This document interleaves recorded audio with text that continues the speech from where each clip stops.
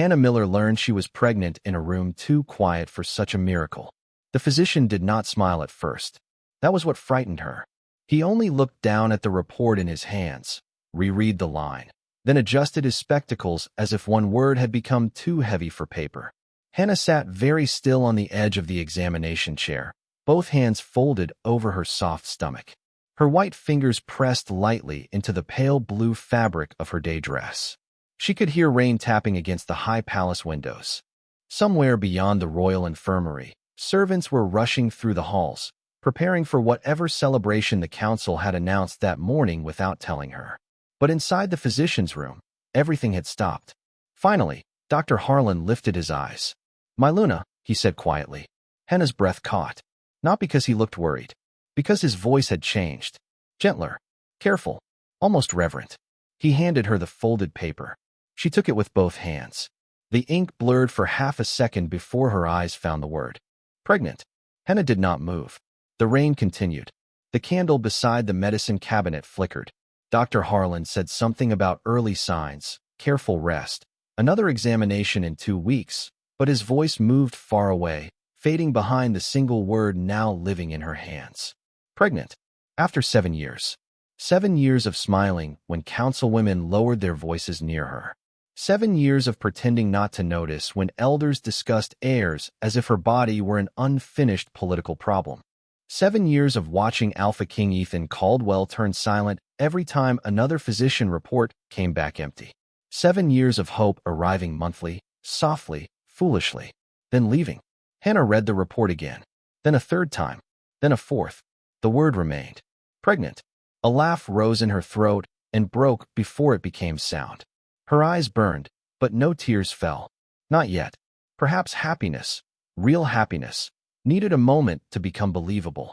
Dr. Harlan smiled then. "You should tell His Majesty yourself," he said. Hannah looked up at him. "Yes," she whispered. "Of course she should. Not through the council. Not through a royal announcement. Not as a matter of succession. She wanted to see Ethan's face before the kingdom turned their child into an heir. Before the elders began counting bloodlines. Before anyone touched this miracle with politics. For one small moment, she wanted it to belong only to them. Hannah stood too quickly, one hand moving instinctively to her stomach. Soft, warm, still ordinary from the outside. But not ordinary anymore. Never again. She folded the report carefully. Once, then again. Her fingers trembled. This time, she let them. Outside the infirmary, the palace sounded strangely alive. Footsteps hurried. Voices gathered. Distant applause drifted from the direction of the royal courtyard. Hannah paused at the threshold. Applause? Dr. Harlan frowned. "My Luna." She smiled, still dazed by joy. "I'll find him." The corridors seemed brighter as she walked. Silver banners hung along the walls. Servants carried white flowers toward the central courtyard. Warriors in formal armor moved past her without meeting her eyes. Hannah barely noticed. She held the physician's report against her chest like something sacred. Ethan would be in the courtyard, then. Perhaps the council had arranged another victory welcome. Another political reception. Another ceremony she had forgotten because the kingdom always seemed to know where its Alpha King belonged before anyone remembered to ask where its Luna should stand. It did not matter. Not today. Today, she carried the one thing that would change everything. A child. Their future.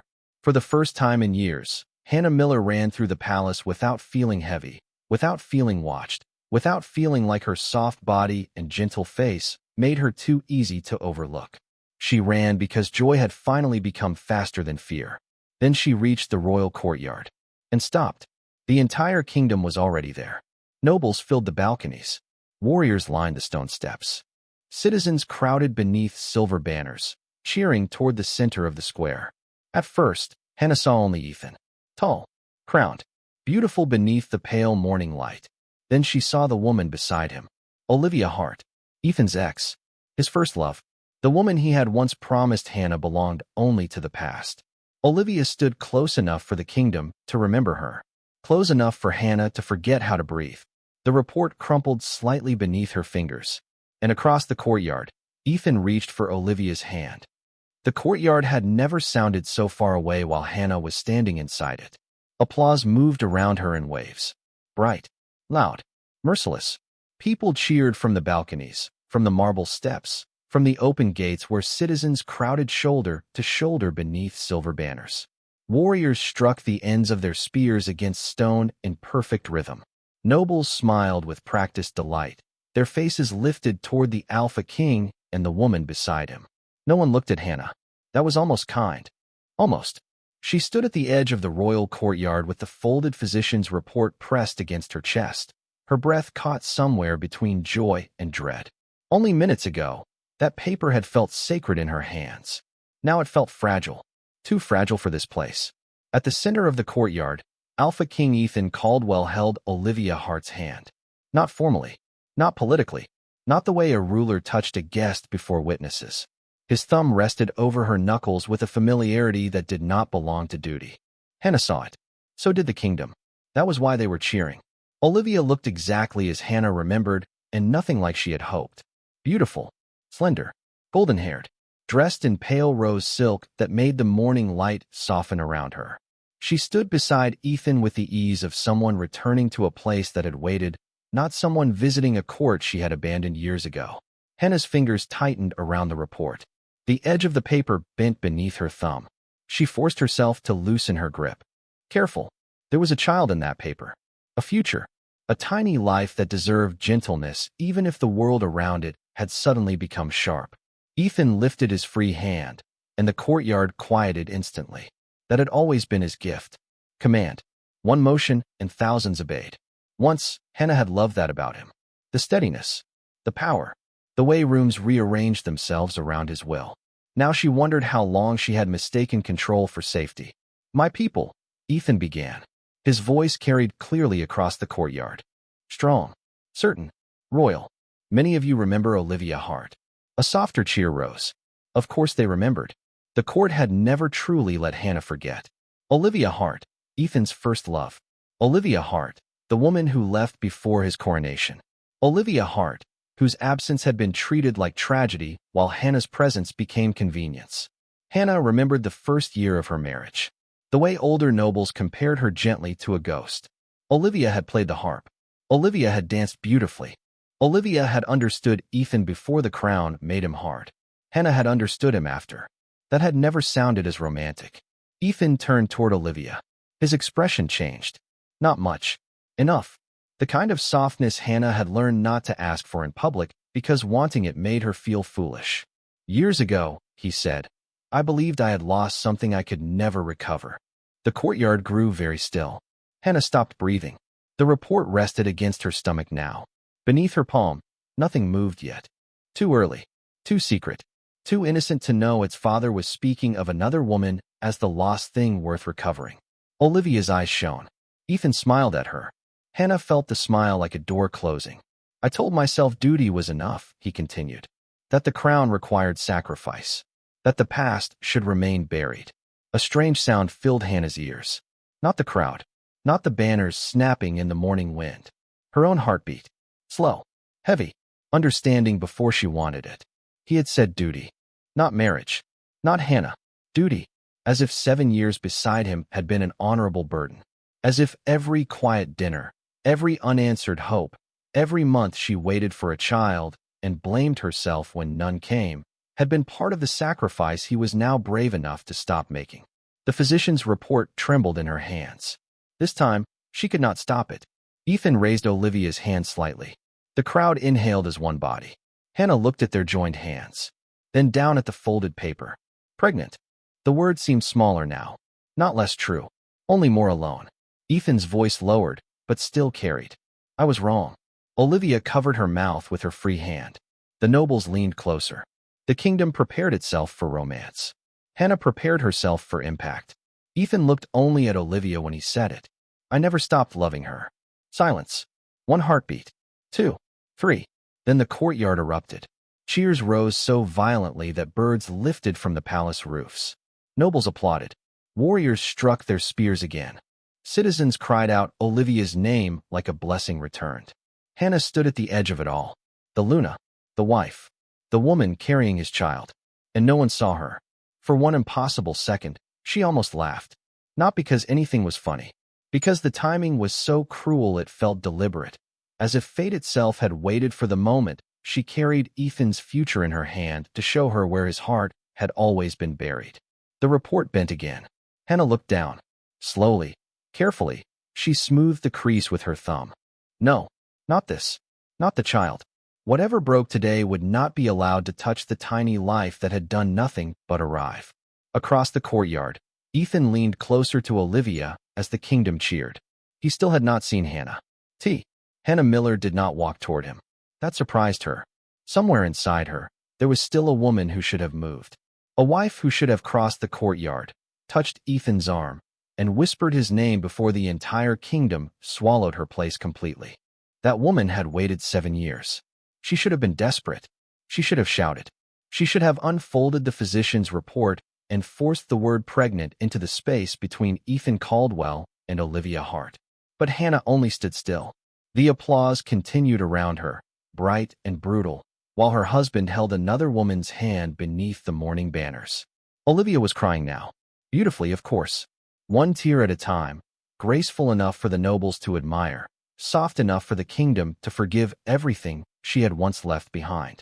Hannah looked down at the folded report in her hands. The crease was still there. Small. Ugly. Her thumb moved over it again, smoothing the paper as if tenderness could undo damage. Pregnant. She had read the word 5 times in Dr. Harlan's office. Now she did not need to open the paper to see it. The word had moved inside her, not into her mind, deeper, into the place beneath her palm where a life existed too quietly for anyone to defend itself. A life Ethan did not know about. A life he had wanted for years. Or said he had.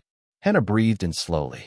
The air tasted of rain, white flowers, and public celebration. Across the courtyard, Ethan lifted Olivia's hand to his lips. The gesture was small, reverent. The crowd softened into a sigh. Hannah felt something inside her become very clear. Not shattered. Not angry. Clear. Because a man could be confused about duty. He could be pressured by counsels. He could be haunted by old love. But no one forced tenderness into his hand. No one made his eyes warm that way. No one commanded him to kiss the fingers of the woman who had left him while his wife stood unseen at the edge of the courtyard, carrying the future he had claimed to want. A noble woman near Hannah whispered, "Isn't it romantic?" Another answered, "The Alpha King never truly forgot her." Hannah's fingers tightened once, then loosened. No, she would not let their words touch the child either. Ethan's voice rose again after the applause began to fade. "Olivia's return does not erase the years between us," he said. Hannah almost smiled at that. Of course not. Those years had been useful. Someone had needed to sit beside him at council dinners. Someone had needed to calm old alliances, receive visiting families, answer questions about the heir that never came. Someone had needed to be patient while the kingdom kept a shrine for the woman who left. That someone had been Hannah. Soft Hannah. Quiet Hannah. Dependable Hannah. The Luna who did not complain when Ethan came late to dinner smelling of rain and council rooms. The wife who smiled when elders asked whether she had seen Dr. Harlan again. The woman who folded disappointment neatly each month and placed it somewhere no one would have to step around it. Ethan continued, but some bonds survive distance. The courtyard murmured its approval. Hannah looked at her own hand, at her wedding ring. Silver. Simple. Worn thin at the underside from years of use. Years of touching documents, teacups, door handles, Ethan's sleeve when she wanted comfort but was afraid to ask for too much. Some bonds survived distance.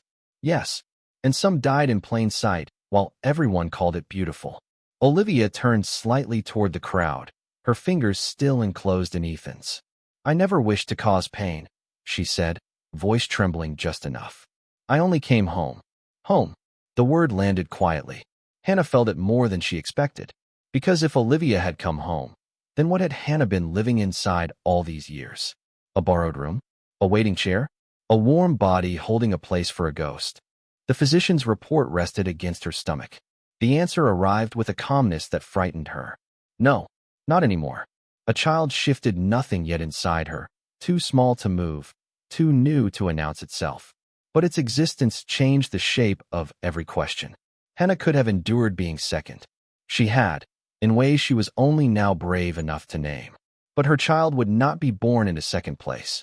Not into a palace where love was rationed after nostalgia. not into a marriage where the mother had to apologize for needing the father to look away from his past. The applause rose again when Ethan stepped closer to Olivia. Hannah watched him, really watched him, not as the husband she had defended, not as the alpha king she had helped steady, as a man making a choice with both eyes open. That was the mercy and the cruelty of it. He was not confused. He was not trapped. He looked relieved. The realization did not break her. It freed something. Slowly, Hannah folded the report once more. Then again, smaller, safer. She placed it inside the inner pocket of her cloak, close to her heart and far from the courtyard celebration. Her hand remained there for a moment. Over the paper. Over her child. Then, for the first time since arriving, Hannah smiled. It was small, peaceful, wrong enough that a servant passing nearby slowed in confusion. The smile was not happiness, not forgiveness, not surrender. It was the moment her heart stopped asking to be chosen by a man already holding someone else's hand. Hannah turned away from the courtyard. No one stopped her. No one called her name. Behind her, the kingdom celebrated the return of Ethan Caldwell's first love. Ahead of her waited the Luna Chambers, the crown she no longer wanted, the ring she had worn too faithfully, and a life she had not yet planned but suddenly knew she had to protect. As she stepped into the shadowed corridor, the applause faded behind her. For one breath, her hand moved to her stomach. "We are leaving," she whispered. The words were quiet, but they were the first promise of her child's life. The corridor outside the royal courtyard was quieter than Hannah expected. Not peaceful. Never that. Peace did not follow a woman who had just watched her husband hold his past in front of an applauding kingdom while she carried his future in her pocket. But the quiet was cleaner than the courtyard. No cheers. No spear strikes. No Olivia Hart's name rising like a song from people who had never once spoken Hannah's with that much warmth. Only stone. Rainlight. The soft sound of her own steps moving away from the life she had entered as a wife and was leaving as a mother. Hannah walked slowly at first, then steadier. Her hand remained near the inner pocket of her cloak, where the folded physician's report rested against her chest.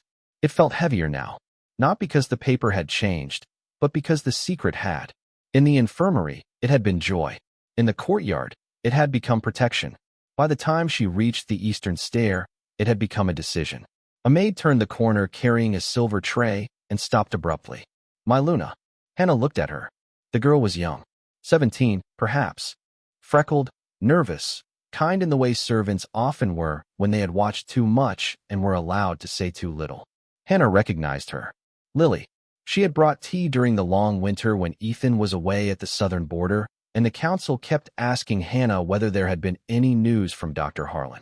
The girl's gaze dropped to Hannah's empty hands. No bouquet. No official escort. No alpha king beside her. Then Lily looked toward the courtyard, where applause still rolled faintly through the palace walls. Her face changed. She understood enough. Not everything. Enough. "Are you all right?" Lily whispered. The question nearly hurt more than Ethan's speech. Hannah could have lied. She had lied beautifully for years. "Yes, I am fine. Yes, His Majesty is busy. Yes, the council is only concerned. Yes, Olivia's name does not bother me. Yes, another empty physician report is nothing." But her child was inside her now, tiny and silent, and Hannah suddenly did not want the first promise she made as a mother to be another lie. So she said, "Not yet." Lily's fingers tightened around the tray. Not yet. It was not comfort. It was direction. Hannah stepped closer and gently took one folded napkin from the tray. Her hand needed something ordinary to hold. Something that was not the report. Not her ring. Not the future. Lily lowered her voice. "Should I call His Majesty?" Hannah's smile returned. Small. Soft. Final in a way the girl did not understand yet. No, a pause. Then Hannah added, "He is occupied." Lily's eyes filled. She looked down quickly, as if tears from a servant could somehow become treason. Hannah touched her arm once. Lightly. "Do not cry for me." The girl looked up. Hannah's voice stayed gentle. "Save that for someone who is staying." The words settled between them. Lily's lips parted, but Hannah had already turned away. The Luna Chambers waited at the end of the western corridor, behind carved white doors Ethan had ordered painted after their wedding. He had said the old dark would made the room feel too cold for her. At the time, Hannah had loved him for noticing. Now she wondered how many times he had changed the room instead of changing the way she was left inside it. She opened the doors. The chambers were exactly as they had been that morning. Silver curtains drawn back from tall windows. A low fire burning in the hearth. Her embroidery basket near the armchair. A stack of council letters on the desk, each one waiting for her careful hand, because Ethan hated softening his own orders. On the vanity rested the Luna crown. Moonstone. White silver. Untouched. Beautiful. Lonely. Hannah stood just inside the doorway and looked at it. For 7 years, she had tried to earn the right to wear that crown without feeling like a placeholder. She had mistaken endurance for worth. Mistaken usefulness for love. Mistaken Ethan's occasional tenderness for the future he never truly promised her in public. The applause from the courtyard rose again. Muffled. Distant. Enough. Hannah crossed to the vanity. Her wedding ring caught the light as she lifted her hand. Simple silver. Warm from her skin. She looked at it for a long time. Then she removed it. There was no dramatic pain. No tearing in her chest. Only a thin pale circle left behind on her finger, marking where loyalty had rested too long. Hannah placed the ring beside the Luna crown. Carefully. Not as punishment. As truth. The crown belonged to the palace. The ring belonged to the marriage. Neither belonged to the child. Her hand moved to her pocket. The report was still there. Safe. She opened the wardrobe and pulled out one travel dress. Then another. A warm cloak. Practical shoes. A pouch of coins she had kept hidden after the council delayed widow payments one too many times and taught her money, saved quietly, could become mercy later. At the bottom of the wardrobe, wrapped in tissue, was a small cream-colored baby blanket. Hannah froze. She had bought it 2 years ago in a village market, during a month when she had been certain. She had been wrong then. Dr. Harlan's report had arrived empty 3 days later. She had hidden the blanket afterward, too ashamed of her own hope to look at it. Now she lifted it with both hands. Soft. Small. Waiting longer than anyone knew. That was when the first tear came. Not for Ethan. Not for Olivia. Not even for herself. For the version of Hannah who had folded this blanket away and still managed to smile at dinner that night. The tear fell onto the cream fabric. Hannah wiped it gently with her thumb. No more waiting rooms, she whispered. Then she placed the blanket in her travel bag beside the physician's report. The chamber door remained open behind her. No one came. No one stopped her. No one noticed the Luna packing while the kingdom celebrated another woman. That, too, was an answer. Hannah closed the bag. She looked once at the portrait above the fireplace. Ethan and Hannah after their royal wedding, both younger, both dressed in white and silver. He looked stern. She looked hopeful. Poor girl. Hannah crossed to the desk, took the stack of unfinished council letters, and moved them aside. Not completed. Not corrected. Not softened. Let Ethan's orders reach the kingdom in his own voice for once. Let the council feel the absence they had mistaken for quietness. She took no jewelry. No gowns. No royal gifts. Only clothes, coins, the report, and the blanket. At the threshold, Hannah paused and looked back at the crown and ring resting together on the vanity.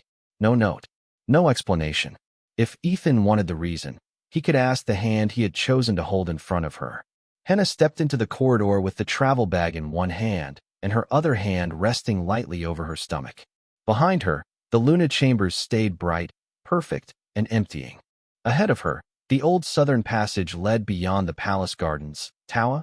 Hannah reached the old southern passage while the kingdom was still cheering. That was the mercy of celebrations. They made excellent cover for departures no one expected. The palace had emptied itself toward the royal courtyard.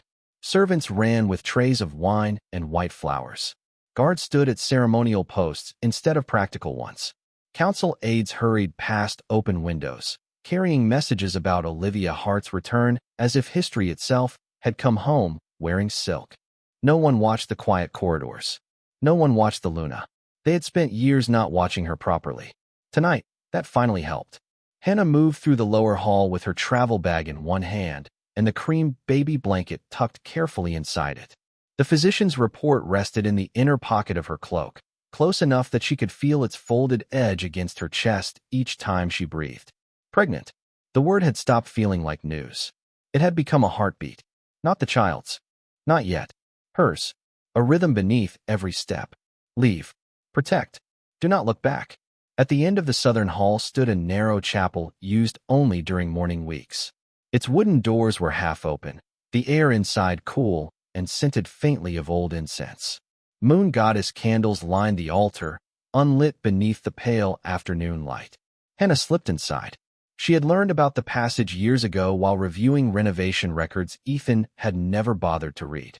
The old southern route had been built during the First Border Wars, a hidden path beneath the chapel floor leading beyond the palace gardens to the lower Orchard Road. A route for queens during siege, for children during fire, for anyone the crown remembered too late to protect. How fitting. Hannah crossed to the third stone behind the altar and pressed her heel against its edge. For a moment, nothing happened. Then the floor shifted with a low, tired groan. A square of stone lifted just enough to reveal darkness beneath. Hannah looked toward the chapel doors. No footsteps, no voices, only applause in the distance, muffled now, like a storm heard from underwater. She knelt carefully, mindful of the small life inside her, and lowered the travel bag first. Then she gathered her skirt and stepped down the narrow stair. The air below was cold, damp, honest. The passage closed above her with a soft scrape of stone, sealing away the palace light. For 1 second, darkness surrounded her completely. Hannah stopped. Her hand went to her stomach. Not from fear, from instinct. "We are all right," she whispered. The words were not entirely true, but they were a beginning. She walked. The tunnel was narrow but not cruel. Stone walls curved low overhead. Roots pushed through cracks in the old mortar. Water dripped somewhere far ahead, slow and patient. Hannah's shoes brushed dust that had not been disturbed in years. Behind her, Ethan stood in sunlight holding Olivia's hand. Ahead of her, there was no plan. Only road, only child, only breath. That should have terrified her. Instead, it steadied her. For 7 years, her life had been planned by everyone except herself. Council schedules, royal dinners, fertility examinations, public appearances, soft smiles, softer answers. 1,000 quiet ways of making a woman useful enough to keep and invisible enough to ignore. Now there was no schedule, no elder, no alpha king, only the next step, and the next. Halfway through the tunnel, Hannah stopped beside a small alcove carved into the wall. Someone long ago had placed a rusted lantern there, empty of oil, its glass cracked. Beside it were scratched marks in the stone. Names. Old ones. Women's names, mostly. Martha, Evelyn, Rose, Luna Grace. Hannah touched the last one gently. She wondered how many women had passed through this tunnel carrying children, secrets, grief, or all three. How many had left without permission because permission had been denied too long? How many had been called dramatic afterward by men standing safely in rooms they never had to flee? Her fingers tightened. Then she reached into her bag, pulled out a small hairpin, and scratched one more name beneath the others. Hannah. Not Luna. Not wife. Just Hannah. It was uneven. Imperfect. Hers. She continued walking. When the tunnel finally began to slope upward, the air changed. Damp stone gave way to soil, grass, and the faint green scent of the orchard after rain. A wooden hatch waited above her, hidden beneath climbing ivy. Hannah pushed it open slowly. Gray afternoon light spilled over her face. She climbed out behind the old southern orchard, beyond the palace garden wall. Rows of apple trees stretched before her, their branches heavy with rain-dark leaves. Beyond them, the lower road curved toward the village and then farther south, away from Caldwell territory if one knew which paths to take. Hannah stood beneath the trees and looked back. From here, the palace looked beautiful. White towers, silver roofs, banners bright against the cloudy sky. A place where people were still cheering for a love story that had just ended her marriage. Her hand touched the report through her cloak. No, not ended. Clarified. A distant bell rang. Then another. Still ceremonial. Not alarm. Ethan had not noticed. Of course he had not. The thought should have hurt more. Perhaps it would later. For now, it gave her time. Hannah adjusted the strap of her bag and began walking through the orchard. Wet grass soaked the hem of her dress. Mud clung to her shoes. Her soft body was not made for running through hidden passages and old roads, but she did not resent it. This body had carried disappointment. Now it carried life. It did not need to look graceful while saving both. At the edge of the orchard, a familiar voice called softly, "My Luna?" Hannah stopped. Lily stood near the lower gate, cloak pulled over her servant dress, eyes red but determined. In her hands, she held a small bundle. Hannah's chest tightened. You should not be here. The girl swallowed. I know. If they find out you helped me. I did not help you, Lily said quickly. I only forgot this near the gate. She held out the bundle. Inside were bread, cheese, a small water flask, and a folded map. Hannah stared at it, then at the girl. For the second time that day, tears threatened. Lily looked down. The southern road floods near Mill Creek. Take the orchard path until the stone bridge, then turn east before the village. Hannah accepted the bundle slowly. You could be punished. Lily's mouth trembled. You remembered my mother's medicine when no one else did. That was all she said. That was enough. Hannah stepped forward and touched the girl's cheek. Not like a queen blessing a servant. Like one woman saying goodbye to another. Thank you. Lily shook her head, tears finally slipping free. Will you come back?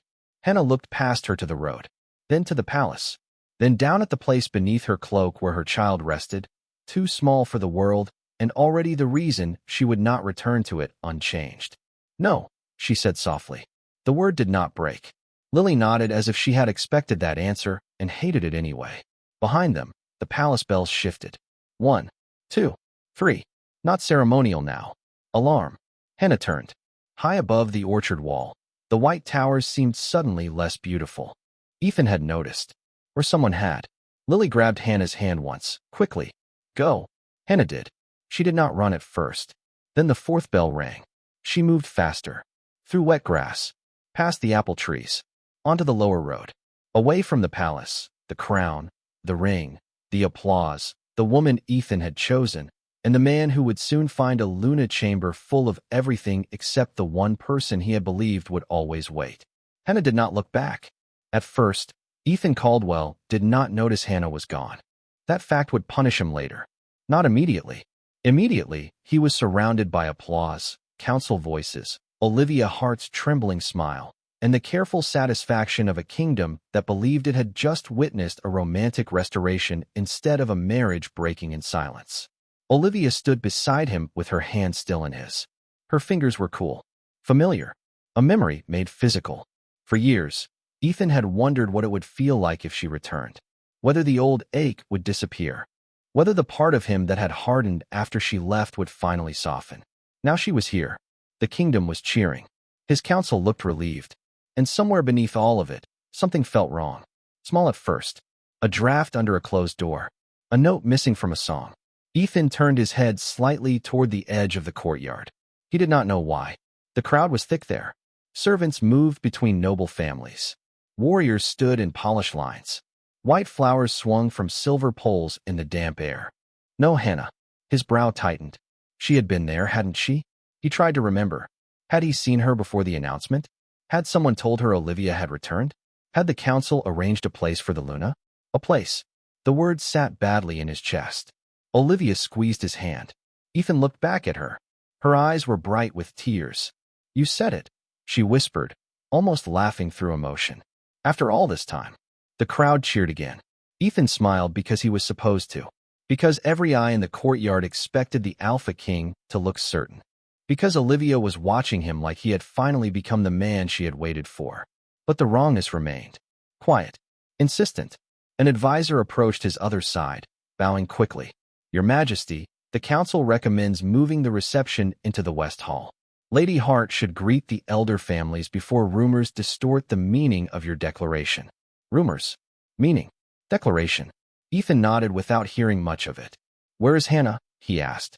The advisor blinked. Only once. But Ethan saw it. That small pause was the first crack in the morning. My king. Hannah. Ethan repeated, sharper now. Where is the Luna? The advisor's gaze shifted toward the palace entrance. I believe her grace returned to her chambers. You believe? The courtyard seemed to quiet around him, though perhaps that was only his own focus narrowing. Olivia's hand loosened in his. Ethan released it. Not dramatically, not cruelly, simply because the instinct to find Hannah rose before he decided whether he wanted it to. Olivia noticed. So did the advisor. So did the councilman closest to him. Good. Let them notice something useful for once. Ethan stepped down from the platform. My king, Olivia said softly. He stopped, turned halfway. She looked uncertain now. The woman whose return had filled the kingdom with applause suddenly stood in the center of it, without his hand to steady the story. "I should speak with her," Ethan said. Olivia's lips parted. No answer came. Perhaps she knew better than to ask why. Perhaps she knew exactly why. Ethan crossed the courtyard, and the crowd opened for him automatically. People bowed, smiled, whispered. None of it reached him. At the palace doors, Lily, one of Hannah's maids, stood with an empty tray in her hands. Her eyes were red. Ethan stopped. "Where is she?" The girl went still. Too still. The wolf beneath Ethan's skin lifted its head. "Lily." Her fingers tightened around the tray. "My king. Where is my wife?" The word struck harder than he expected. My wife. Not Luna. Not duty. Not the woman who understood her place while he named another woman before the kingdom. His wife. Lily lowered her gaze. "I do not know." It was not a lie. Not fully. But it was not enough truth to survive him. Ethan stepped closer. "What did she say to you?" Lily's face went pale. Behind him, an advisor whispered, "Your Majesty, perhaps this should be handled privately." Ethan did not look away from the maid. "What did she say?" Lily swallowed. "She said," her voice broke. "She said to save tears for someone who was staying." Silence. The courtyard behind him might as well have vanished. Ethan stared at the girl.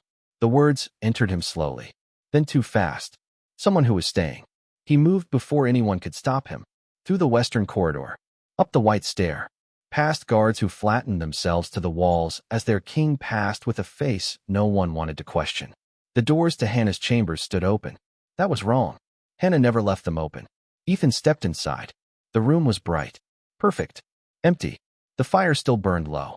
Silver curtains moved slightly with the damp breeze from the open window. Council letters rested unfinished on her desk, pushed aside instead of corrected. Her embroidery basket sat near the armchair. The portrait above the fireplace watched him with a younger Hannah smiling beside him in royal white. Then he saw the vanity.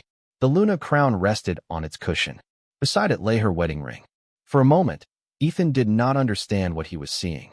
His mind rejected it. Hannah removed jewelry when she slept. When she bathed. Never that ring. Never beside the crown. Never like an answer. He crossed the room slowly. The ring was small. Warm still, or perhaps he imagined that because the alternative was unbearable. He picked it up. A thin pale circle flashed in his memory. Her finger. Her hand smoothing council papers. Her hand pouring tea he often forgot to drink. Her hand touching his sleeve before asking if he would come to dinner. Her hand holding nothing in the courtyard because he had been holding Olivia's. Ethan's grip tightened. Something sharp moved through his chest. Not heartbreak. Not yet. Fear. "My king." The voice came from the doorway. Dr. Harlan stood there, breathless, spectacles crooked, face drained of color. Ethan turned. The physician looked first at the crown, then the ring, then the empty room. "What is it?" Ethan asked. Dr. Harlan's mouth opened. Closed. Ethan's voice dropped. "Speak." The old man swallowed. "She came to see me this morning." Ethan went still. "Why?" Dr. Harlan looked as though the answer itself might condemn him. "She received a report." "What report?" The silence before the answer was terrible. Dr. Harlan whispered. "She was going to tell you herself." Ethan felt the room tilt slightly. "No." The word formed before he knew what it denied. "No, what report?" he asked again. Dr. Harlan's eyes filled with something worse than fear. "Pity." "Your Majesty," he said softly. "The Luna is pregnant." The ring slipped in Ethan's palm. Not falling. Almost. For one heartbeat, there was no sound. No applause. No Olivia. No kingdom. Only the word entering the room Hannah had already left. Pregnant. Ethan looked down at the ring. Then at the empty crown. Then at the open wardrobe, where gaps showed the clothes she had taken. A hidden drawer near the bottom stood ajar. Empty. Dr. Harlan followed his gaze and inhaled sharply. "The blanket," he whispered. Ethan turned toward him. "What blanket?" The physician seemed to regret speaking, but it was too late. "She bought one 2 years ago," he said. "After a false hope. She never told you." The room became impossibly cold. Ethan looked back at the drawer. Empty. Hannah had taken it. The report. The blanket. The child. His child. Their child. His future had stood at the edge of the courtyard while he held his past before the kingdom and called it love. A sound left him. Not a word. Not a growl. Something lower. Broken before it became either. The wolf inside him surged. wild and frantic. Find her. Ethan turned toward the door. Seal every gate. Dr. Harlan flinched. Your Majesty, now. A guard appeared instantly. Ethan's voice cut through the chamber. Search the southern roads. The lower orchard. The village paths. No one leaves Caldwell territory without being questioned. The guard bowed and ran. Ethan looked again at the ring in his hand. Hannah had left no note. No accusation. No plea. That was when the fear sharpened into something worse. She had not left to be found. She had left because she had already understood. From somewhere below, the palace bells changed. 1, 2, 3. Alarm. Ethan stood in the empty Luna chamber, holding the ring his pregnant wife had removed before walking away, and finally realized the celebration in the courtyard had not restored anything. It had cost him everything. And Hannah, quiet Hannah, soft Hannah, the woman he had believed would always wait through pain, was already beyond the first road carrying the only future he had not known enough to protect. Hannah did not take the main road south. That was the first reason Ethan's riders missed her. The second was simpler. They were searching for a Luna. A woman in silver. A woman in royal blue. A woman traveling with guards, jewels, panic, and enough visible grief to leave a trail. They did not know how to look for Hannah. A woman in a plain gray cloak. Hair pinned low beneath a hood. Soft cheeks damp from rain. One hand on a small travel bag, the other resting sometimes over her stomach as she walked through orchard paths and village lanes no queen was supposed to know. By late afternoon, the palace bells had become distant, then faint, then gone. Only the sound of wet leaves remained. Hannah followed Lily's map until the orchard path narrowed into a muddy track beside Mill Creek. Rainwater had swollen the banks, turning the ground soft beneath her shoes. Twice, she slipped. Once, she caught herself against a tree so roughly the bark scraped her palm. She stopped then, breathing hard. Not from fear. From the terrible effort of keeping herself upright when her entire life had tilted. Her hand moved to her stomach. I am sorry, she whispered. For the running. For the cold. For the way the world had become uncertain before the child even had a name. The apology hurt. So she changed it. No, she said softly. I am not sorry we left. The creek moved beside her, brown and fast, carrying broken leaves southward. Hannah watched it for a moment. Everything knew how to leave when the banks became too narrow. She adjusted the bag and continued. By dusk, she reached the stone bridge Lily had marked. Beyond it stood a small roadside inn with smoke rising from the chimney and 3 horses tied beneath a lean-to. Not royal, not elegant, not safe in the way palaces pretended to be safe. But there was light in the windows. Warmth. Food, maybe. A place to sit before her body reminded her too loudly that courage still needed rest. Hannah pulled her hood lower and crossed the bridge. Inside, the inn smelled of bread, wet wool, and wood smoke. A few travelers sat near the hearth, speaking quietly over bowls of stew. The innkeeper, a broad woman with tired eyes and flour on her sleeves, looked up from wiping the counter. For one dangerous second, Hannah waited to be recognized. The woman only said, Room? Hannah's throat tightened. Not your grace. Not Luna. Not where are your guards. Just room. Yes, Hannah said. One night. Hannah hesitated. The old life wanted an answer with certainty. The new one had none. For now. The innkeeper nodded as if that was enough. Name. Hannah's fingers tightened around the strap of her bag. Names were dangerous. Titles more so. She thought of the wall in the tunnel. Hannah. Just Hannah. Hannah Moore, she said. A small lie. Close enough to answer to. Far enough to survive. The innkeeper handed her a key. Second floor. End room. Supper's extra. I can pay. The words came too quickly. The woman's eyes softened by half a degree. Not pity. Recognition, perhaps. She had likely seen women arrive alone before, carrying more than bags. Didn't say you couldn't. Hannah nodded once, embarrassed by her own defensiveness. She paid for the room and supper, then climbed the narrow stairs. Each step pulled at her legs. By the time she reached the end room, her body felt heavy with exhaustion. The room was small. A bed, a wash basin, a chair near a window overlooking the creek. No crown, no council letters, no portrait of a younger wife smiling beside a man who would one day choose his past while she carried his child. Hannah closed the door and leaned against it. For the first time since leaving the palace, she let herself shake. Not loudly, Not beautifully. No dramatic collapse. Just trembling hands, trembling breath. The body finally admitting what the heart had refused to give Ethan in the courtyard. She slid down slowly until she sat on the floor. The travel bag rested beside her. Hannah opened it with careful fingers and pulled out the cream baby blanket. The sight of it undid one more thread. She pressed it to her mouth. One sob came. Only one. Then she swallowed the rest, because crying felt too close to calling for someone who no longer had the right to come. I have you, she whispered into the blanket. The words were not enough. They were everything. A knock came at the door. Hannah froze. Her first thought was Ethan.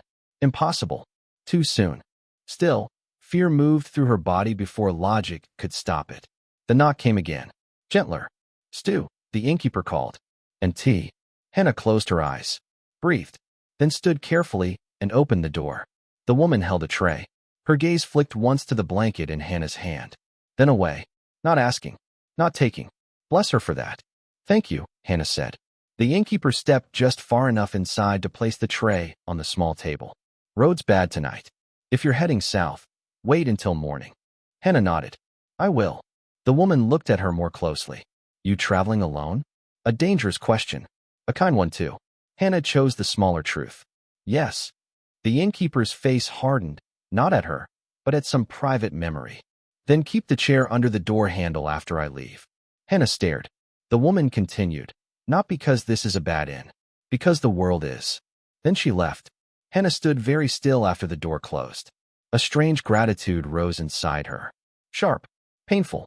A stranger had offered her more practical protection in one sentence than the palace had offered during an entire marriage. She wedged the chair beneath the handle, then sat by the window and ate slowly. The stew was plain, warm, real. Outside, rain darkened the creek. Night gathered around the inn. Somewhere far behind her, Ethan would be sending riders along roads she had already avoided. He would be holding her ring.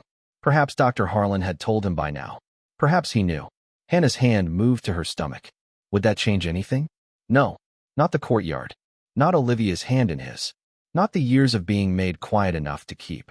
Knowledge arriving late was not the same as love arriving on time.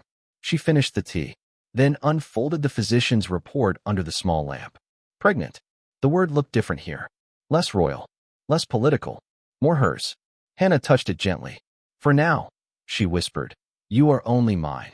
Not forever. She knew that. One day the child would ask questions. One day Ethan's shadow might reach farther than roads and borders. One day the truth would have to become a story gentle enough for a child and honest enough for a mother to survive telling. But not tonight. Tonight, there was a locked door, a warm room, a false name, a blanket, a future no one had applauded yet. Hannah folded the report and placed it beneath her pillow. Then she lay down with the baby blanket held against her chest. Sleep did not come quickly. When it finally did, it came in pieces. Small, uneven, merciful.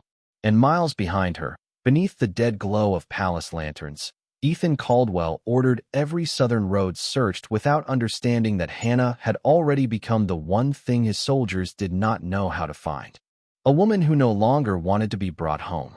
By morning, Ethan Caldwell had turned the southern roads into a map of his own failure. Riders left before dawn. First in pairs, then in larger groups, then in such numbers that the palace stables emptied and the courtyard stones rang beneath hooves instead of applause. Search the orchard, search the village paths, search the old mill road. Question innkeepers, question merchants, question anyone who saw a woman traveling alone. The orders moved quickly, too quickly. That was the cruel joke of power. It could move an entire kingdom before breakfast. But it could not move backward 1 hour to the courtyard where Hannah had stood unseen with his child in her hands. Ethan remained in the Luna chambers after the first reports came back empty. He had not slept. No one had asked him to. No one had dared. The room still smelled faintly of Hannah. Lavender soap. Paper. Rain. The warm, gentle scent that had always been there when he entered late and found her waiting beside unfinished work she never blamed him for leaving behind. Now the scent was fading. Not gone. Worse, leaving slowly enough to make him understand it had once filled places he had never bothered to thank. He stood before the vanity. The Luna crown rested exactly where she had left it. Beside it, her wedding ring. He had not moved either one. At first, Because he could not. Later, because he understood they were not objects anymore. They were testimony. The crown said she had returned the title. The ring said she had returned the marriage. The missing report said she had kept the child. That last thought made his chest tighten until breathing became something he had to remember how to do. His child. Their child. Hannah had come to tell him. Dr. Harlan had confirmed that much, each word careful and trembling beneath Ethan's stare. She had received the report. She asked to find you herself. She was smiling when she left. Smiling. Ethan closed his eyes. That was the part that ruined him most. Not that she had cried. Not that she had collapsed. That she had smiled before walking into a courtyard where he held Olivia's hand and told the kingdom he had never stopped loving the past. A knock came at the chamber door. Ethan did not answer. The door opened anyway, slowly, because council elders had always mistaken access for authority. Elder Warren stepped inside, pale and stiff. Your Majesty. Ethan did not turn. The scouts found no sign beyond Mill Creek. It is possible she received assistance. The word assistance carried accusation. Ethan opened his eyes. Be precise. Warren swallowed. The maid Lily is missing from her post. The ring on the vanity caught the morning light. Ethan's jaw tightened. Is she under arrest? Not yet. We thought. No, the elder froze. Ethan turned then. Slowly. The room seemed to shrink around the movement. No one touches that girl. Warren's mouth opened. My king, if she helped the Luna flee. She helped my pregnant wife survive the road after I gave her a reason to leave it. Silence. The words entered the chamber like something blasphemous. Not because they were false. Because they were spoken by the king. Warren lowered his gaze first. Of course. Ethan looked back at the vanity. Find Hannah. Do not punish the people who saw her pain before I did. The elder left with less certainty than he had brought. Good. Let uncertainty spread. Let the palace that had applauded Olivia learn how unstable a kingdom became when the quiet woman stopped holding its edges together. By noon, the celebration banners had been taken down. No order had been given. Servants simply stopped looking at them. White flowers wilted in heaps near the courtyard pillars. The West Hall reception never happened. Nobles drifted through corridors whispering versions of the story that made themselves look less cruel. She was overwhelmed. She misunderstood. She should have waited. She was carrying the air. That last whisper changed everything. It moved faster than the search parties. Faster than council statements. Faster than shame could be contained. The Luna was pregnant. The Luna had left. The Alpha King had chosen Olivia Hart while his wife carried his child. By late afternoon, no one said Olivia's name loudly. Ethan found her in the eastern sitting room, standing beside a window with her arms wrapped around herself. She turned when he entered. Her face was pale, beautiful still, but beauty looked different now. Less like destiny, more like decoration left in the wrong room after the event had ended. Is it true? Olivia asked. Ethan did not ask what she meant. Yes. Her eyes filled. She is pregnant? He gave a single nod. Olivia looked away first. For a moment, neither of them spoke. Then she whispered, You did not know. No, she did not tell you. She came to. That landed between them. Clean. Unforgiving. Olivia pressed her lips together. Ethan, I never wanted. Do not finish that sentence. She stopped. His voice was not loud. That made it worse. I know what you wanted, Ethan said. You wanted a place waiting when you returned. Olivia's expression tightened. You offered it. Yes. The answer seemed to hurt her more than blame would have. Ethan looked toward the rain-streaked window. Beyond it, the courtyard where he had held her hand stood empty. He could still see Hannah at the edge of it in his mind now, though he had not seen her then. That was punishment. Memory had begun inventing the witness he had failed to be. You should leave the palace, he said. Olivia turned sharply. What? Not forever if you choose otherwise. But not here. Not now. Her eyes widened. Because of Hannah? Because of Hannah. Because of the child. Because of the ring on the vanity. Because every corridor in this palace had learned too late whose absence it should mourn. Because Ethan could not stand beside Olivia without seeing the exact shape of what it had cost. Yes, he said. Olivia's face crumpled slightly, then hardened in the way pride often did when grief found witnesses. You said you never stopped loving me. Ethan closed his eyes briefly. I know. And now? He opened them. The answer came slowly. Not because he did not know it. Because he had known it too late. I loved a memory loudly enough to lose the woman who stayed. Olivia went still. There was no gentle way for that sentence to land. Perhaps there should not have been. When Ethan left the sitting room, Olivia did not follow. By evening, a rider returned from Mill Creek with news of an innkeeper who had rented a room to a woman named Hannah Moore. Moore, not Miller. A small lie. Close enough to cut. Ethan rode there himself. No counsel. No Olivia. Only 2 guards far behind him because they had insisted, and he had not wasted breath arguing. The innkeeper met him at the door with a spine straighter than most nobles. Yes, she said before he asked. She stayed here. Ethan's hands tightened on his gloves. Where did she go? The woman's gaze moved over him. Not with fear. With judgment. He found he preferred fear. She left after sunrise. Direction? South. Alone. The innkeeper held his gaze. Not as alone as she looked. Ethan went very still. The woman's eyes dropped briefly to his hand, where Hannah's ring still rested against his palm because he had not been able to put it away. She had a blanket, the innkeeper said, and a paper she kept under her pillow.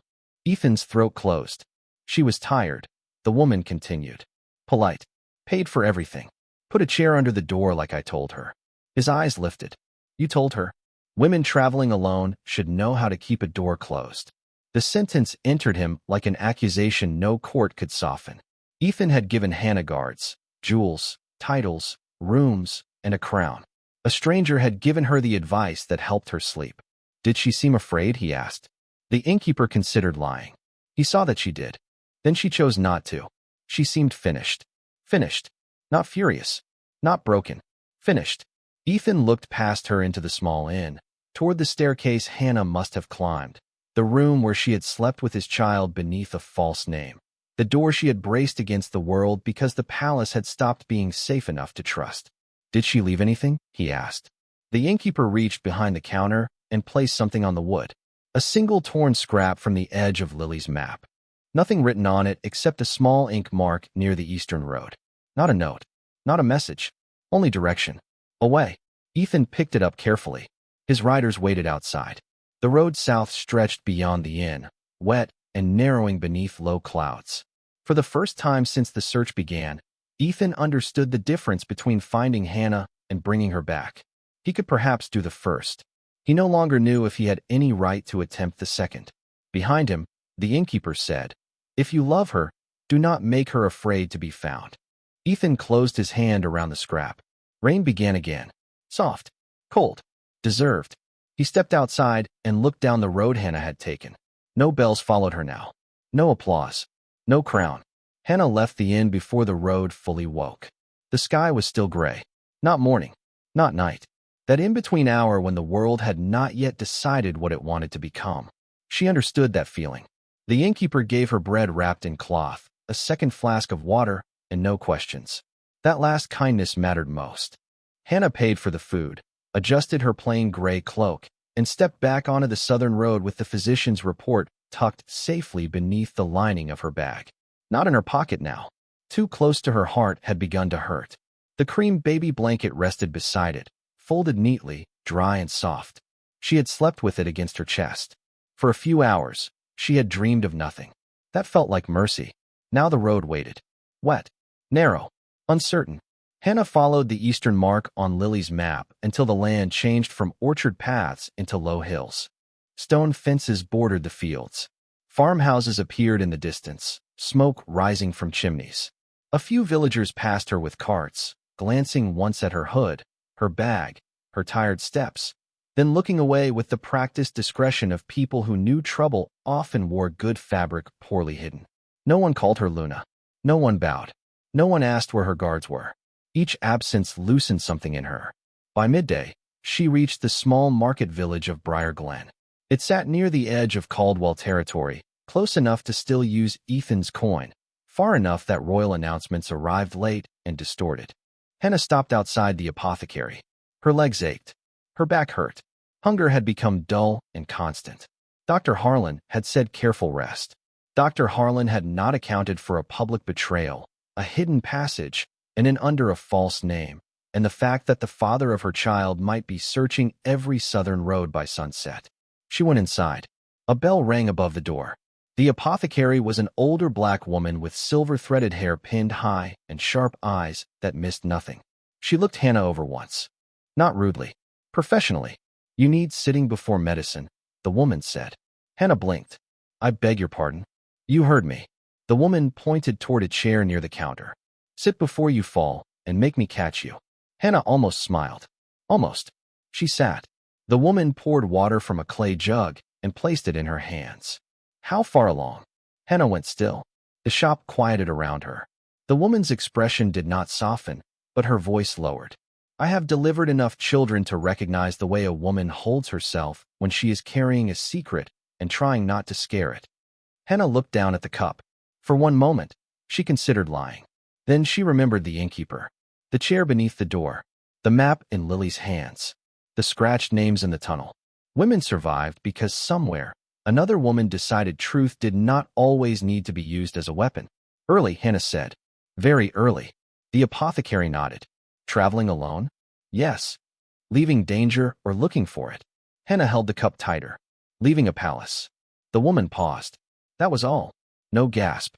No bow. No sudden curiosity. Only a pause large enough to understand more than Hannah had said.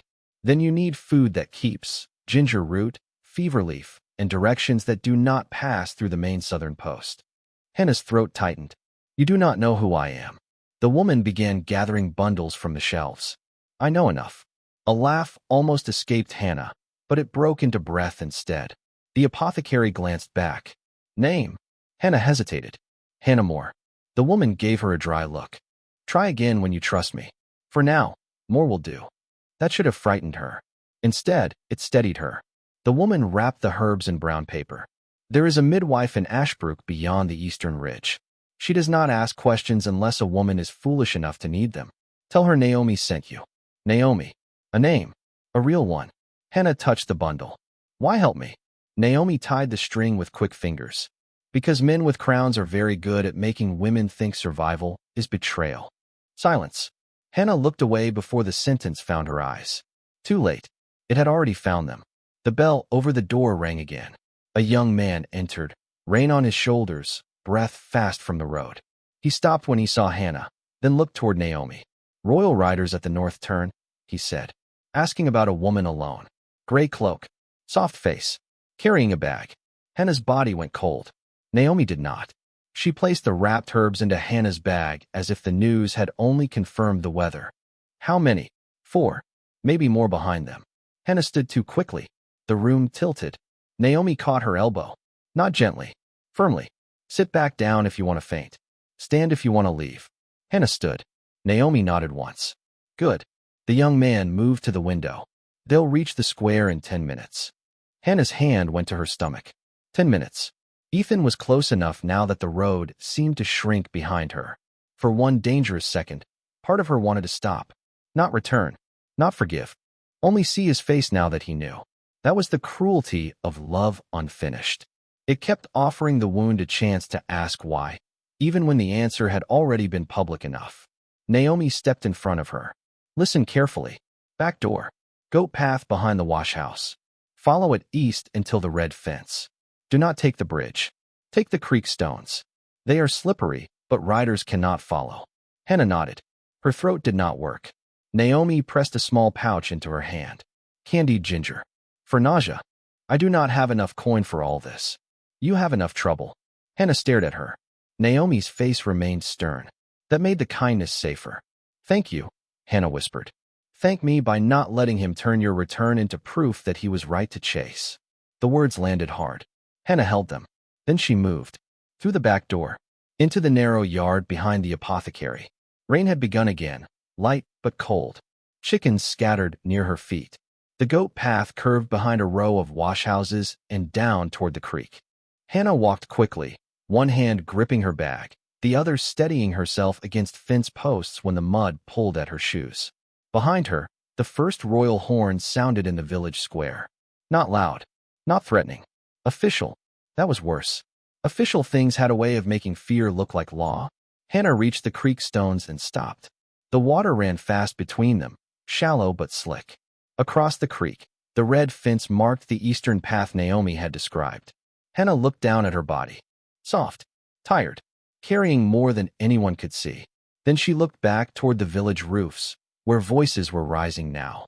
Ethan might be there. He might already know he was minutes too late. Again, the thought did not satisfy her. It only made her sad. Hannah stepped onto the first stone. Her foot slipped. She caught herself with both arms out, breath stopping in her throat. Careful, she whispered to herself.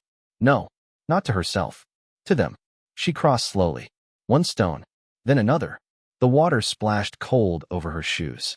Halfway across, she heard a shout from behind. There! Hannah did not turn, turning wasted balance. She stepped again. The next stone shifted beneath her weight. For one terrible second, she thought she would fall. Then a hand reached from the far bank. A young girl, maybe 12, hair braided tight, eyes wide with urgency. Take it, the girl said. Hannah took her hand. The girl pulled with surprising strength, helping her onto the muddy bank. Naomi's voice carried from the village side, sharp enough to cut through rain. She went north, you fools. A rider cursed. Hooves scattered. The girl grinned breathlessly. Naomi lies better than priests. Hannah almost laughed. This time, the sound made it out. Small, disbelieving, alive. The girl pointed toward the red fence. Ashbrook Road. Go. Hannah squeezed her hand once. Thank you. Then she went. Behind her, the creek swallowed her footprints. The village noise faded. The eastern path opened between wet fields, narrow and hidden beneath low branches. Hannah walked until her lungs burned and her legs trembled. Only then did she stop beneath an old willow tree and press her forehead against the bark. She was shaking again, but still standing, still free, still carrying the report, the blanket, and the secret Ethan had learned too late to deserve immediately. Her hand moved over her stomach. We are not alone, she whispered. The realization came with faces now. Lily, the innkeeper, Naomi, the girl at the creek. Women and strangers who had opened small doors without asking Hannah to prove she deserved them. For years, she had believed safety was a palace, a crown, a husband, a name. Now safety was a locked door at an inn, a map folded by a maid, ginger wrapped by an apothecary, a child's hand reaching across water. Hannah wiped rain from her face. Then she continued east.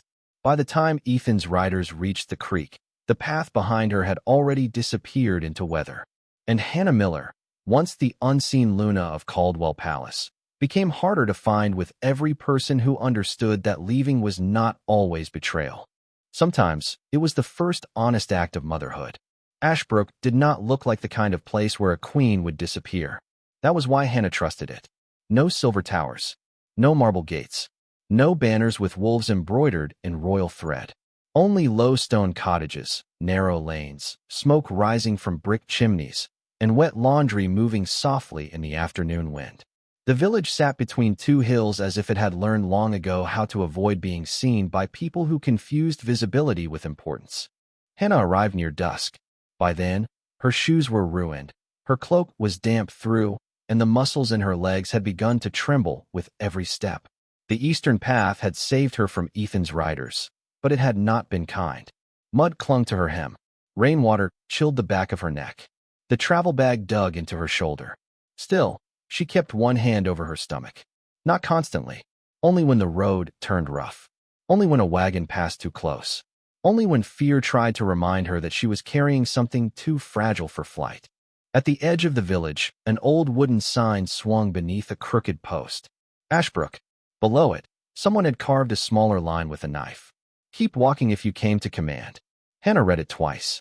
Then, despite everything, she smiled. Small, tired, real. Naomi had chosen well. The midwife's house stood near the eastern well, exactly where Naomi's note said it would be. Blue door. Her bundles beneath the eaves. No sign. Women who needed the place would know it. Men who came demanding answers could waste time knocking elsewhere. Hannah lifted her hand and knocked once. The door opened almost immediately. A woman in her late 50s stood inside, gray hair braided over one shoulder, sleeves rolled to her elbows, eyes sharp enough to cut through lies before they reached the tongue. She looked Hannah over. The wet cloak, the travel bag, the pale face, the hand hovering too protectively near her stomach. Then she said, Naomi sent you. It was not a question. Hannah nodded. The woman stepped aside. Then come in before the road finishes chewing you up. Hannah crossed the threshold. Warmth met her. Not palace warmth, perfumed and decorative. Real warmth. Firewood. Boiled herbs. Bread left cooling beneath a cloth. A room built for living, not being admired. The door closed behind her. For one breath, Hannah simply stood there, absorbing the fact that no one had asked for her title, her husband's name, or proof that she deserved shelter. The woman pointed toward a chair near the hearth. Sit. Hannah almost obeyed automatically, then paused. The woman noticed. A corner of her mouth shifted. You may sit, or you may fall. I prefer less work. Hannah sat. A laugh almost came with it, too fragile to survive the journey out. I'm Hannah, she said. The woman poured hot water over herbs. I am Margaret Vale. Hannah stilled. Vale. The name struck before reason could soften it. Madison Vale. No. Different story. Different woman. Still, Margaret saw the flicker in her face. Whatever name you just remembered, put it down, the midwife said. Mine has carried enough fools without borrowing more. This time, Hannah did laugh. Only once. Softly. But it was sound. Margaret placed the cup in her hands. Drink. Hannah did. The tea was bitter, then warm, then steadying in a way her body recognized before her mind did. Margaret crouched in front of her and held out one hand. May I? Hannah looked at the hand, at the question inside it. May I? So small, so rare. She nodded. Margaret checked her wrist, her pulse, the warmth of her skin. Then she asked simple questions. When did she last eat? How far had she walked? Any bleeding? Any sharp pain? Any dizziness beyond the obvious foolishness of crossing half the southern road while newly pregnant? Hannah answered. Mostly. When Margaret asked who was looking for her, Hannah went quiet. The midwife did not press. She only stood and took another blanket from a shelf. Well, Margaret said, wrapping it around Hannah's shoulders. Whoever he is, he can wait outside my village until you decide whether he deserves a door. Hannah looked up sharply. Margaret's expression did not change. You think you are the first woman to arrive carrying both a child and a man's regret behind her. The words should have broken her. They almost did. Hannah looked down into the tea. He did not know, she said. That you were carrying? Hannah shook her head. No, that he had hurt you enough to leave? Silence. Hannah's fingers tightened around the cup. Margaret nodded once. Men rarely know that part until the room is empty. Outside, the wind pressed against the windows. Inside, the fire cracked softly. Hannah breathed. One slow breath. Then another. For the first time since Dr. Harlan handed her the report, she let herself place both hands on her stomach without hiding the gesture. Margaret saw. Her voice softened by a single shade. You are early, but you are not as fragile as you feel. Hannah closed her eyes. A tear slipped free. She did not wipe it away quickly enough. Margaret pretended not to notice. Bless her. Night settled over Ashbrook quietly. Margaret gave Hannah a small back room with a narrow bed, clean sheets, and a latch that worked from the inside. She brought broth, bread, and a basin of warm water. She took Hannah's wet cloak to dry near the fire and returned with a plain brown dress that smelled faintly of lavender and cedar. No white, Margaret said. Hannah looked at her. The midwife only shrugged. Women running from palaces rarely want white. Hannah held the dress to her chest. The kindness was too accurate, too practical, too much. Thank you, she whispered. Margaret nodded. Sleep first. Panic tomorrow if you must. So Hannah slept. Not deeply, not without waking, but enough. And in the morning, no bells rang. No riders shouted outside the door. No alpha king commanded the village open. Only roosters. Rainwater dripping from eaves. Margaret humming badly in the kitchen. For 3 days, Hannah stayed hidden in Ashbrook. Not imprisoned. Hidden. There was a difference. She ate what Margaret gave her. She slept when exhaustion finally won. She walked short circles around the small herb garden when the rain stopped. Each morning, she unfolded the physician's report and read the word again. Pregnant. By the 4th morning, the word no longer felt like a secret running from a king. It felt like a beginning. That afternoon, a boy from the western road arrived breathless at Margaret's gate. Hannah heard him from the garden. Royal men at Briar Glen, he said. Caldwell riders. Asking east now. Margaret's face hardened.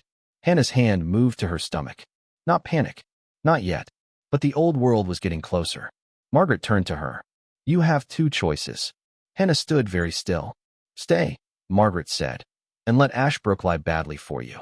Or leave tonight for the neutral coast, where Caldwell authority thins and people care more about fishing than crowns. Hannah looked toward the hills. Neutral coast. Farther than she had imagined. Safer than she had dared hope. Can I make it? She asked. Margaret looked at her body, her face, the place beneath her hand where the child lived silently. Then she answered honestly. Not if you run. Hannah swallowed. Margaret stepped closer. So do not run. Leave properly. The words settled. Leave properly. Not flee. Not vanish in panic. Choose. Plan. Continue. Hannah nodded. That night, Margaret packed a larger bag. More food. Herbs. A warmer cloak. A letter for a cousin in the coast town of Greyhaven. Naomi's ginger. Lily's map, now marked farther east. The cream baby blanket, folded on top. Hannah watched each item enter the bag. Each one a small proof that the world had not ended in the courtyard. It had opened badly. Painfully. But opened. Before dawn, she stood at Margaret's back door wearing the brown dress and dried cloak. Her old gray one had been mended. Her shoes had been cleaned as well as they could be. She looked less like a queen now, more like a woman the road might allow to pass. Margaret handed her the bag. Name, the midwife asked. Hannah understood. Not what she had been called. What she would answer to next. She thought of the palace. The ring. The crown. Ethan's hand holding Olivia's. Then the report. The blanket. The child. Hannah Moore, she said. Margaret raised an eyebrow. Hannah touched her stomach. For now, that seemed to satisfy her. At the threshold, Hannah paused. If he comes here, I will tell him the truth, Margaret said. Hannah's heart lurched. Margaret continued. That you were tired. That you were carrying. That you needed rest. That he should have been the place you found it. Silence. Hannah closed her eyes. Those words hurt because they were kind. And because they were true. Will you tell him where I went? Margaret looked at her for a long moment. No, Hannah breathed out. Thank you.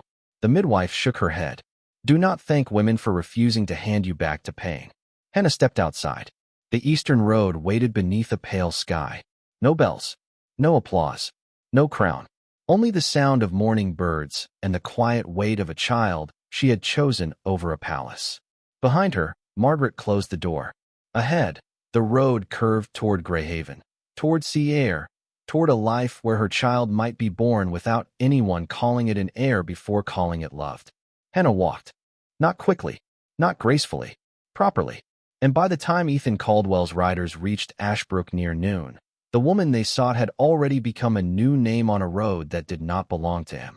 By the time Ethan Caldwell reached Ashbrook, the village had already learned how to become quiet. Not empty. That would have been suspicious. Women still hung laundry between cottages. Men still repaired wagon wheels beneath low roofs. Children still chased one another around the well until their mothers snapped at them to stay out of the mud. Smoke still rose from chimneys. Bread still cooled behind windows. But every face turned away half a second too soon. Every door closed gently instead of quickly. Every answer came wrapped in ordinary life. No, Your Majesty, I saw no queen. No, Your Majesty, no royal carriage passed this road. A woman alone? Many women walk alone. Which one belonged to you? Ethan heard the last question, though no one said it aloud. He dismounted in front of the blue-doored cottage near the eastern well. Margaret Vale opened the door before he knocked. She did not bow. One of his guards shifted behind him, offended on his behalf. Ethan raised one hand. The guard stilled. Margaret looked at the king, then at the two men behind him, then back at Ethan's face. You are late, she said. No greeting. No title. No fear. Just truth. Ethan felt the sentence enter him like cold water. I am looking for my wife. Margaret's eyes sharpened. Then you should have started before she became a woman who needed strangers. A muscle worked in Ethan's jaw. The wolf under his skin did not like the insult. The man inside him knew he deserved worse. Was she here? Yes. His breath stopped. The answer was so simple it almost hurt more than evasion. When? 3 days. She stayed here 3 days? She needed rest. The word struck him. Rest.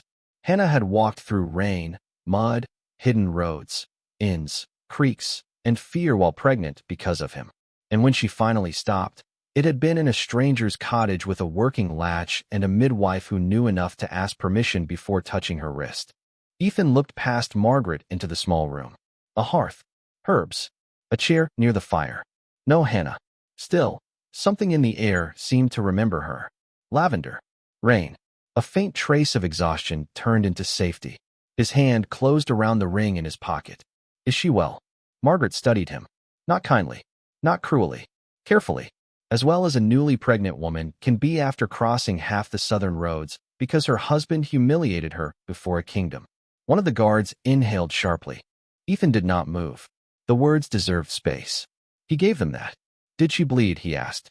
Margaret's expression shifted by the smallest measure. Perhaps she had expected command. Not fear. No, his eyes closed briefly. The relief nearly brought him to his knees. He stayed standing because kings were trained to do that. Because husbands who failed did not get to collapse first. And the child? Still there, Margaret said. No thanks to the road. No thanks to you. Again, she did not say it. Again, he heard it. Ethan opened his eyes. Where did she go? Margaret folded her arms. No, the word was quiet. Absolute. His guard stepped forward. Ethan turned his head once. They stopped. Margaret noticed. Good. Let her know he still had enough sense not to command his way through the women who had kept Hannah alive. I need to find her, he said. You need many things. His voice roughened. She is carrying my child. Margaret's gaze did not soften. And she is carrying herself. Do not confuse the two. That silenced him. For years, he had thought of Hannah in relation to roles. His Luna. His wife. His responsibility. His quiet place. His failure. Now even his child inside her did not grant him ownership of the woman who had chosen the road over his palace. The lesson was brutal. Necessary. Did she ask you not to tell me? He asked. Margaret's eyes held his. She asked whether I would. And I told her no. There it was. A door closed by someone who had offered Hannah what he had not. Protection without possession. Ethan looked down at the muddy ground between them. Rain had softened it. Small footprints marked the path near the back gate, nearly erased now. One set was lighter than the others. Careful. Measured. Not running. Leaving properly. He knew, without being told, that they were hers. Did she hate me? He asked. The question left before pride could stop it. Margaret was silent for a long moment. When she answered, her voice was less sharp. Worse. Honest. No, Ethan wished she had said yes. Hatred would have been easier to chase. She looked sad, Margaret said. Tired. Clear. A woman becomes dangerous to a man's hope when she is clear. Ethan's throat tightened. Clear. He remembered Lily's words. Save tears for someone who was staying. The innkeeper's judgment. She seemed finished. Now Margaret's sentence completed the shape. Not angry. Not lost. Clear. Hannah was not fleeing confusion. She was following understanding. Behind him, one of the riders approached cautiously. Your Majesty, if we move now, we may still catch the eastern. No. The guard stopped. Ethan kept his eyes on Margaret. We returned to Caldwell. Both guards stared. Margaret's expression did not change, but something in her gaze narrowed. Ethan continued, voice low. No riders through Ashbrook. No questioning women. No search parties at the coast roads. One guard forgot himself. But, my king, Ethan turned. The command in him finally surfaced, cold and clean. You will not hunt my pregnant wife like a fugitive because I was too blind to remain her home. Silence fell over the lane. Not just among his men. Around them. Behind windows. Near the well. By the laundry lines. Ashbrook listened. Let them. Let the words travel faster than his shame. Margaret watched him for another moment. Then she said, regret is not the same as repair. Ethan looked back at her. I know. Do you? No. Not fully. But he was beginning to understand that regret wanted to run, to claim, to fix, to drag the past into an apology and call the wound closed. Repair, if it was possible at all, would require something far harder. Restraint. Truth. Consequence. He took Hannah's ring from his pocket. Margaret's eyes dropped to it. Ethan held it carefully in his palm. She left this. She meant to. I know. The ring looked smaller beneath the gray sky. Small enough to lose. Heavy enough to ruin him. She should have it back only if she asks for it, Margaret said. Ethan's hand closed slowly around the ring. Yes. That single word cost more than any command he had ever given, because it acknowledged the thing every road had been teaching him since the moment he entered the empty Luna chamber. Hannah was not missing. She was gone. There was a difference. Ethan mounted his horse under the silent attention of Ashbrook. Before he rode away, Margaret spoke once more. If you truly want to do something for her, make the palace stop needing her absence to understand her value. He looked down at her. The sentence struck deeper than she could know, or perhaps exactly as deep as she intended. Ethan nodded once. Then he turned his horse west, back toward Caldwell, back toward the crown she had left behind, back toward Olivia's shadow, council whispers, unfinished letters, and a kingdom built on the invisible labor of a woman it had only begun to mourn because she was no longer there to soften its edges. He did not look east, not because he did not want to, because wanting had already done enough damage. Miles away, Hannah walked toward Greyhaven under a clearing sky, one hand resting over her stomach, unaware that for the first time since she left, Ethan had chosen not to follow. That choice did not redeem him. It did not heal her. It did not make him worthy. But it was the first honest thing he had done after losing her. And in the empty space between his restraint and her freedom, the future continued without asking his permission. Greyhaven smelled like salt, fish smoke, and a future that did not recognize the Caldwell crown. Hannah arrived beneath a pale morning sky with Margaret's letter tucked inside her bag and the cream baby blanket folded over the physician's report. The road ended where the sea began, not dramatically, not beautifully, but with muddy wagon tracks turning into wet sand and gulls crying over crooked roofs. No one bowed when she passed. No one stared at her empty ring finger. No one called her Luna. The first time a fisherman brushed past her and muttered, "Morning, miss." Without looking twice, Hannah nearly stopped walking. Mississippi. Not your grace. Not Majesty's wife. Not poor thing. Just miss. A small word. A new door. Margaret's cousin lived above a net-mending shop near the harbor. Her name was Ruth Bell, and she was short, round, sharp-eyed, and unimpressed by everything, including royal trouble. She read Margaret's letter at the kitchen table while Hannah stood near the door, too tired to pretend she was not hoping. Ruth finished the letter, folded it, looked at Hannah. "You can stay in the back room." Hannah's knees nearly weakened. Ruth pointed one finger at her before gratitude could spill too openly. "You work when you can. Rest when you must. No crying into the flour. It ruins bread." Hannah blinked. Then, for the first time in days, she laughed without breaking. Ruth nodded as if that settled everything. "Good. You still have lungs." The back room was small. Smaller than the Ashbrook room. Smaller than the inn room. Nothing compared to the Luna chambers. It had one narrow bed, a small table, a chest with a stubborn hinge, and a window facing the sea. At night, waves struck the harbor wall in slow, steady rhythm. Hannah liked that. The sea did not ask questions. It only returned. Weeks passed, then months. Her body changed quietly at first. A little nausea in the mornings. A deep exhaustion that made Ruth shove bowls of broth into her hands without comment. A tenderness beneath her ribs. A softness becoming purpose. Then the curve of her stomach began to show. Not royal. Not symbolic. Real. Hannah stopped hiding her hand when it rested there. Greyhaven noticed, of course. Villages always noticed. But they did not pry in the way courts did. Women brought her ginger biscuits. Fishermen carried heavier baskets without being asked. Ruth expanded the waist of her brown dress and complained loudly about Hannah standing too long near the ovens. No one called the child heir. They called it baby. That changed everything. At Caldwell Palace, the child would have been bloodline before breath. Council matter before cradle. Succession before softness. In Greyhaven, an old sailor carved a small wooden whale and left it on Ruth's doorstep. A girl from the fish market knitted crooked blue socks. Ruth looked at them and snorted. Ugly little things. Then she washed them carefully and folded them beside the baby blanket. Hannah watched from the table, one hand over her stomach, and felt something inside her loosened that had been tied for years. Not healed. Not yet. But loosened. One evening, near the 7th month, Ruth found her sitting by the window with the physician's report unfolded on her lap. The ink had faded slightly at the creases. Pregnant. The word had brought her out of a palace.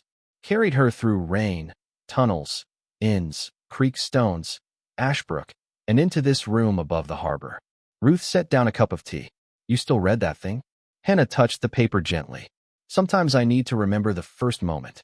The happy one or the cruel one." Hannah was quiet. Outside, gulls circled the masts. "Both," she said. Ruth sat across from her. For a while, neither woman spoke. Then Ruth said, "The cruel part was not the child." "No, The cruel part was who failed to receive the child with you. Hannah's eyes burned. She folded the report slowly. Yes. Ruth nodded. Then do not let his failure become the first story this baby hears. That sentence stayed. It stayed through the final months. Through the night Hannah woke with pain gripping her body like a tide. Through Ruth shouting for the midwife. Through rain hammering the harbor roof. Through hours of pain Hannah did not know a body could survive. She did not scream Ethan's name. Not once. She held Ruth's hand so hard the older woman cursed at her twice and stayed anyway.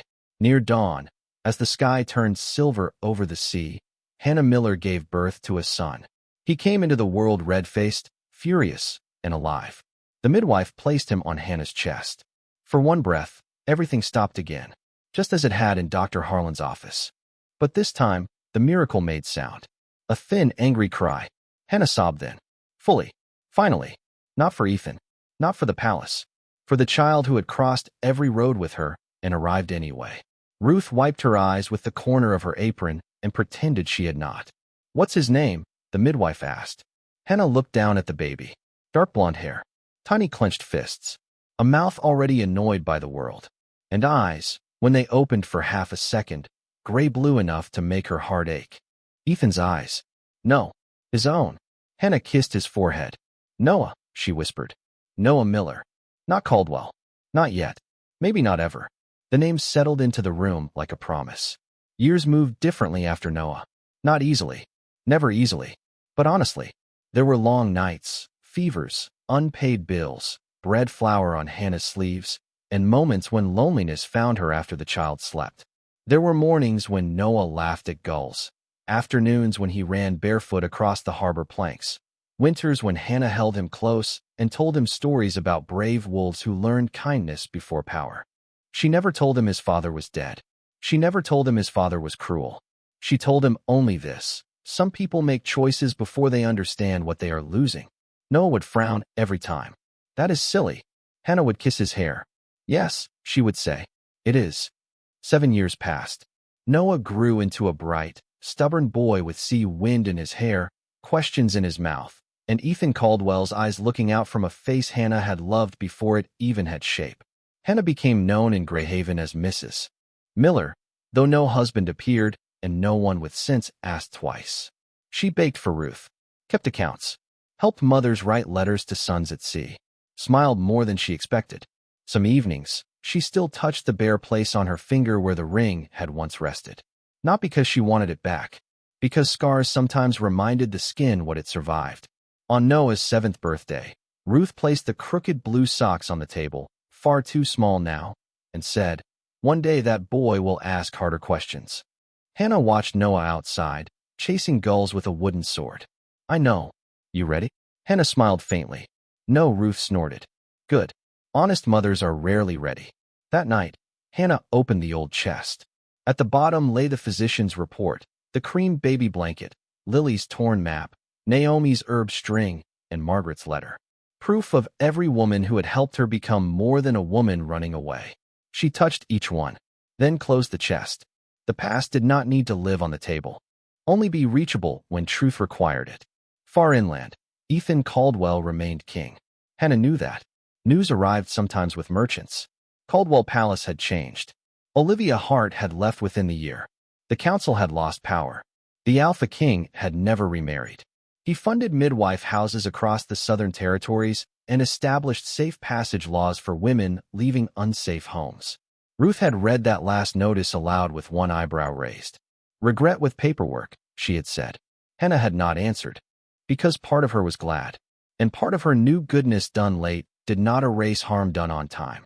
So life continued, quietly, honestly, until the autumn market when traders from inland came to Greyhaven with royal guards among them. Not many, only enough to make the harbor watch. Hannah was arranging bread on Ruth's stall when she felt it. Not the bond. That had gone quiet years ago, scarred over by distance and choice. Something simpler. A shift in the air. A memory with footsteps. She looked up. Across the market, between barrels of apples and coils of rope, stood Ethan Caldwell. Older. Still beautiful. Still powerful. But not untouched anymore. His crown was absent. His armor plain. Rain silvered his dark blonde hair.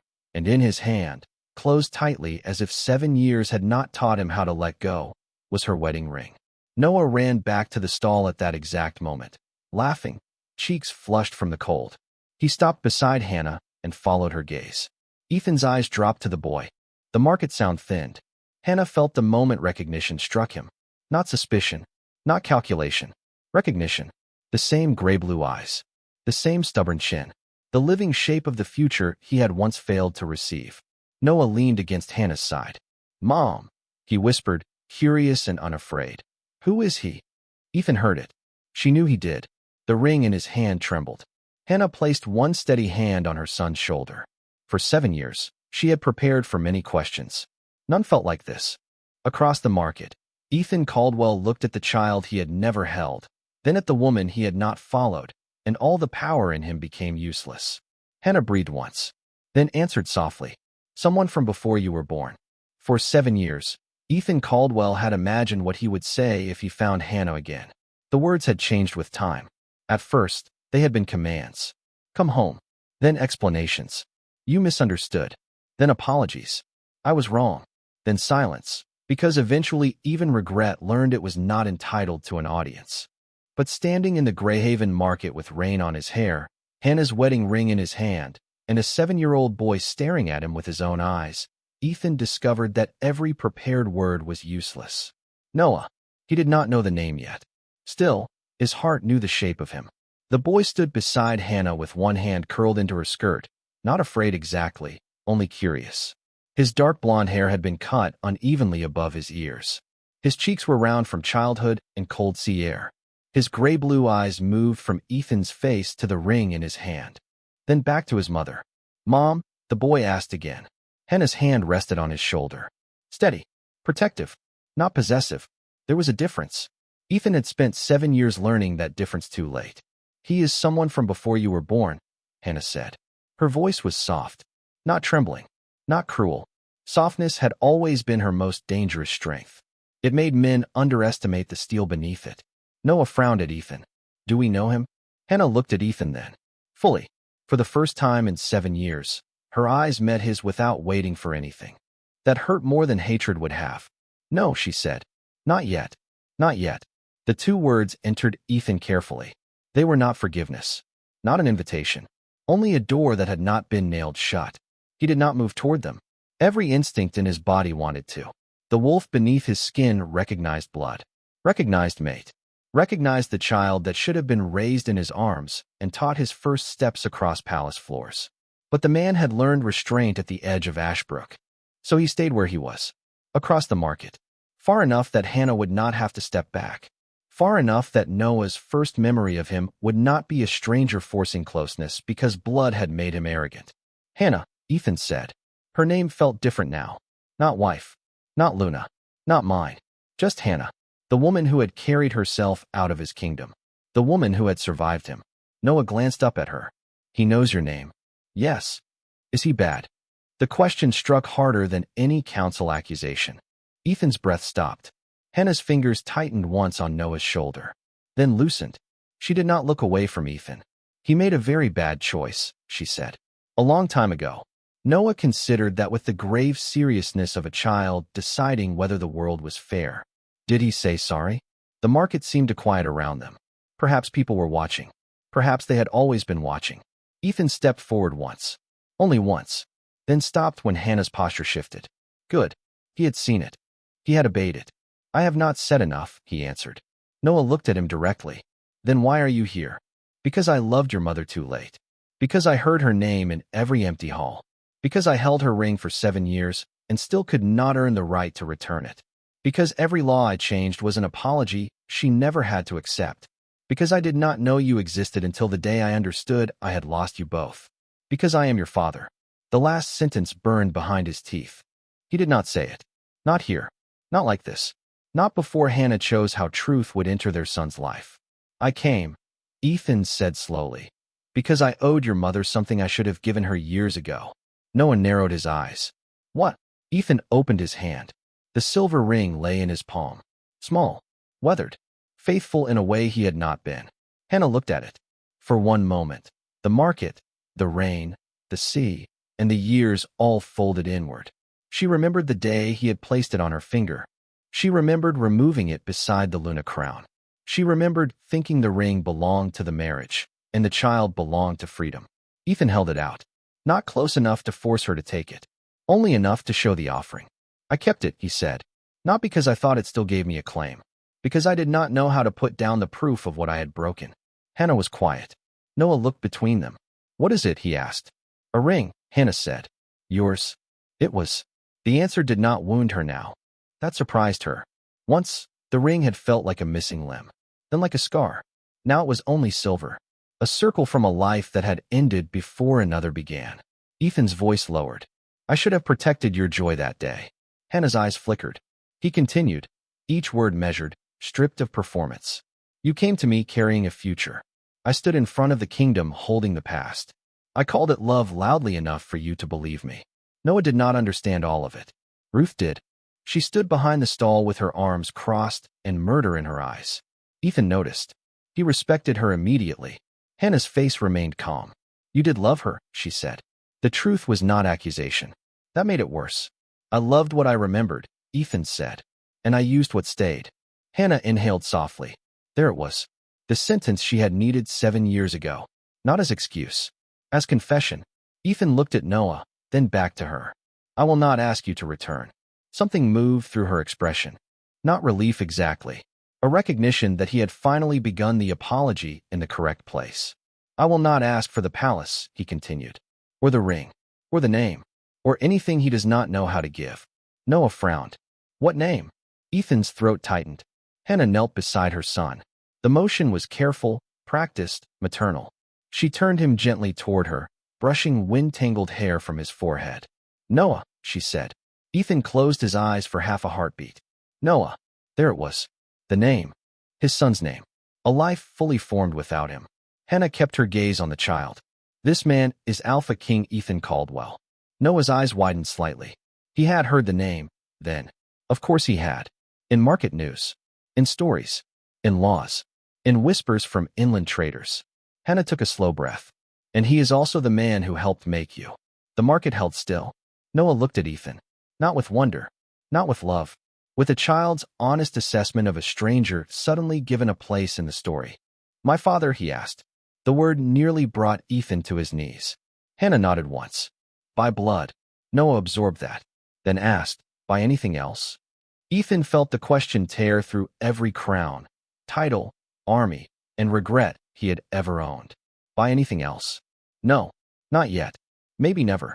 Blood was easy. Presence was earned. Hannah's eyes met Ethan's over Noah's head. She did not save him from the answer. He was grateful. Destroyed. Grateful. Not yet, Ethan said hoarsely. Noah studied him, then nodded as if this made sense. Children accepted truth more cleanly than adults. Can he have bread? Noah asked Hannah. The question stunned everyone. Ruth made a sound that might have been a laugh and might have been a threat. Hannah looked at her son, then at Ethan. For the first time, something almost like sadness warmed instead of cut. He can buy bread, she said. Noah seemed satisfied. Ethan almost smiled. It hurt. Ruth slammed a loaf onto the counter as if punishing the dough for existing. 2 coins. Ethan paid with royal gold. Ruth stared at the coin. I said 2 coins, not a palace apology. He replaced it with copper. Noah grinned. The smallness of it nearly broke Ethan more than the revelation had. Bread. Copper. Rain. His son laughing at a woman who feared no king. A life Hannah had built without asking him to provide its walls. Later, after the market thinned and Noah ran to show Ruth's grandson his wooden sword, Ethan and Hannah stood beneath the awning of the bread stall. Not close. Not far. The sea wind moved between them. Ethan held the ring again. Hannah. She looked at him. I am sorry. No defense followed. No explanation. No Olivia. No counsel. No duty. Just the words. At last, clean enough to be heard. Hannah's eyes shone, but no tear fell. I know. He swallowed. I can wait. She shook her head gently. Do not turn waiting into another claim. The correction landed. He accepted it. What can I do? Hannah looked toward Noah, who was laughing with crumbs on his chin. Start where you are, she said. Not where you wish you had been. Ethan followed her gaze. My laws reached Greyhaven, she added. The safe passage houses. the midwife protections, the council reforms. He looked back at her. Good, she said softly. Keep doing that. Not for me. Not as a way back. Because women should not need tunnels to survive palaces. Ethan bowed his head. Not as a king. As a man receiving a sentence. Then he held out the ring one final time. What should I do with this? Hannah looked at the silver circle. Once, it had defined her. Then it had released her. Now it belonged to neither pain nor hope. She took it from his palm. His breath caught. But she did not put it on. She walked to the harbor wall, Ethan following several steps behind, careful not to close the distance she had not offered. Noah watched from Ruth's stall. So did half the market. Hannah stood above the gray sea and held the ring in her open hand. For 7 years, she said, I thought keeping it away from me was how I stayed free. Ethan said nothing. But freedom is not the absence of what hurt you. She looked back at him. It is the moment it no longer decides where you stand. Then she closed her fingers around the ring and slipped it into her pocket. Not on her hand. Not into the sea. Not back to him. Hers to decide. Ethan understood. That was the mercy. And the punishment. Noah ran to her then, breathless, holding a piece of bread. Mom, can he come to dinner? Hannah looked at her son. Then at Ethan. The old Hannah would have searched Ethan's face for what he wanted. This Hannah searched her own heart first. That was the woman he had lost. That was the woman she had become. One dinner, she said. In Ruth's kitchen, with the door open. Ruth shouted from the stall. And I keep the knives. Noah laughed. Ethan did not.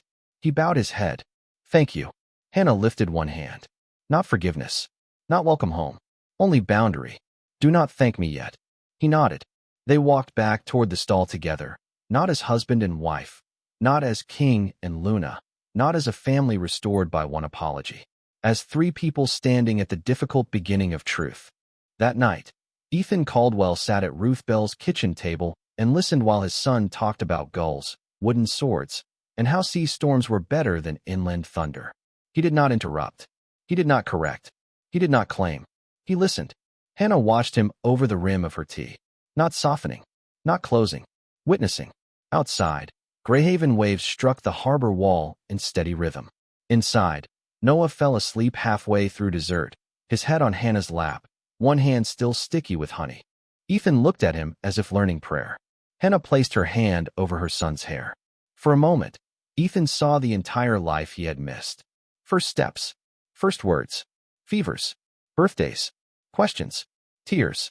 Every ordinary miracle made sacred because he had not been there. The regret did not roar. It settled. Heavy. Permanent. Deserved. When he stood to leave, he did not ask to stay. At the door, Hannah said his name. He turned. She stood with the lamplight behind her, older than the girl in the wedding portrait, stronger than the Luna who had left a ring beside a crown, softer than he deserved to be allowed to see. Noah may choose to know you, she said. Ethan's hands trembled once. He hit it badly. Hannah saw. He may also choose slowly, she added. I understand. And Ethan? Yes. Her voice remained gentle. That made it final. You lost the right to touch me the day you made me invisible while I was carrying your child. The word struck clean. No cruelty. No anger. Only law. Hers. He bowed his head. I know. She closed the door. Not slammed. Closed. The latch clicked softly. Ethan stood outside beneath the Greyhaven rain, empty-handed at last. Not because he had lost the ring. Because he had finally stopped holding it as a claim. Inside the little house, Hannah carried Noah to bed. The boy stirred against her shoulder. Is he staying? Noah mumbled. Hannah kissed his hair. No, is he coming back? She looked toward the window, where rain blurred the harbor lights. Maybe. Noah yawned. Do you hate him? Hannah was silent for a long time. Then she answered with the truth she had earned. No, do you love him? The question touched an older wound. One that no longer bled. I loved who I hoped he would become, she said softly. But I love who we became without waiting for him more. Noah did not understand. Not yet. That was all right. He was a child. He had time.